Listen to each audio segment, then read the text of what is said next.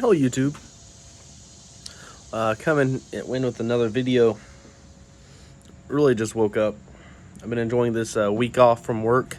It's really been the first week I've had off since winter. You know, I've had a couple of rain days off, and I'm gonna be doing a video on that too. Sorry if my teeth look yellow. I just now woke up. But I'm gonna be talking about Caron Yatagan. This is a 1998 formulation, and as far as I'm concerned, this is a 2021 formulation. Yeah, I guess it's 2021. I really can't read. I'm not sure how they go by on their batch codes. I heard Yatagan's going to be discontinued. I'm not really sure. Drink of the day is Coca-Cola.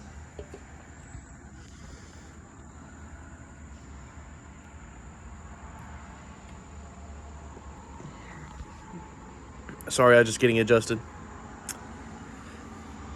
But anyways, really just want to talk about this scent. This isn't really a review. This is kind of a comparison, kind of not. And the most important thing I want to get out of the way is the truth about this scent, because it is well regarded in the community. It is almost infamously known in the community. But I really just want to go about by saying what this really is, and this really is just a nasty scent. I'm just going to be straight up and honest with you. Smells like a dead rabbit eating on a carrot in the field, in a muddy field. It's really not that much of a pleasant smell, and this hasn't gone bad. That's the thing. It doesn't smell rancid or anything like that. But then I do prefer the newer version, honestly. The newer version is more modern. It is more toned down, as you could say. Let me see if I can spray this on myself right here. There we go. It is much more wearable. Much more wearable than the older stuff. The older stuff this is just so hard to wear. It's just so strong, so powerful. Man, I can even see little stuff floating around in there, which is nice. But man, it's just so freaking hard to wear. It is just so hard to wear. I've tried to get rid of it, and every time I tell people, I say, this is really hard to wear. You guys don't really understand just how hard this is to wear. And I'm going to repeat that multiple times. It is so hard to wear. And I've wore some really hard to wear stuff, but this is just takes the cake.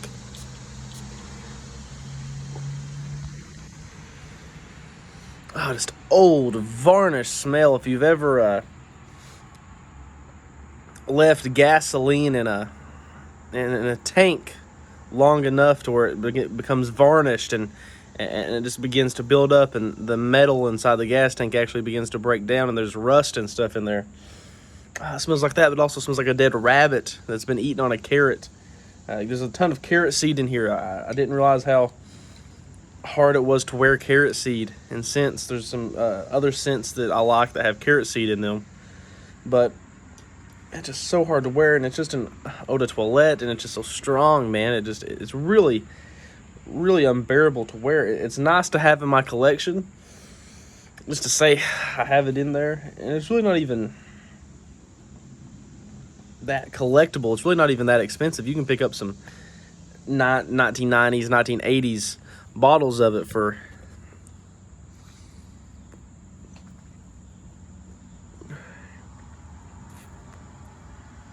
Caldwell Mad Mofo, great cigar, for next to nothing. And really, you see, now the newer one, it's nice. It dries down. It still has that carrot seed in there. It still has that, that dead rabbit musk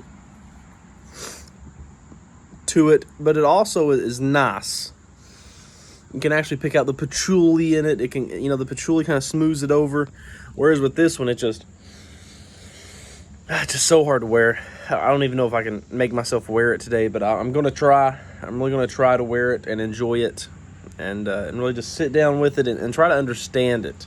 I think that's something I've really tried to do with a lot of perfumes that I have that I wear, and I like them, and I like them for different reasons. But I just want to sit down and understand it.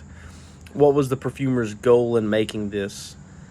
What was the idea behind it, and how does it impact me in my life? How does it impact my fragrance journey? Was it impacted in a positive or a negative way? As far as I can say right now, it's not impacting it in a positive or a negative way. It's just really making me think, I understand hard to wear stuff, Sange de Bois d'été. I understand where that's coming from. It's hard. It can be hard to wear and challenging. A lot of Insar Oud stuff, but man, this is just different, especially for French perfumery. Just really different. But hope everyone enjoyed this. Like I said, I prefer the new stuff. I do. I prefer the new bottle. So much easier to wear, so much cleaner. Actually wears better on the skin as well. But that's just my idea, and really, vintage isn't always the best way to go. I understand a lot of guys out here love vintage. I love vintage perfumes. I love vintage Shalimar, vintage Mitsuko. I love a lot of these classic vintage female stuff. But I think that the new stuff does have its standing points. I do think that the new stuff is still relevant, or the newer formulations of the older stuff is still relevant. And in this case, I prefer the newer one. It's easier to wear. I can actually, spray it on and not be self-conscious that someone's going to say, ooh, you smell like nasty cologne, basically. I was told that one time in high school. I was wearing nasty cologne. I was wearing a Bois Mysterio, which is basically, a different version of Sange de Bois d'été. But, I enjoy vintages, but I'm not going to break my neck. A lot of guys that, and I give them respect for that. I give them respect for going out here and finding these hard to find vintages and hunting them down and understanding, who the supplier was, who the distributor was, who was bottling it and packaging it and sending it out. And that's really interesting. And I have gotten into that before, but I'm a person that I would get so into it that I actually had to back off, just like with fragrances in general. I've had to back off a lot because I would get too in detail, too in the rabbit hole, so to speak. No pun intended with Yatagan, but that's just my video. So hope everyone enjoyed it. Hope everyone has a great day.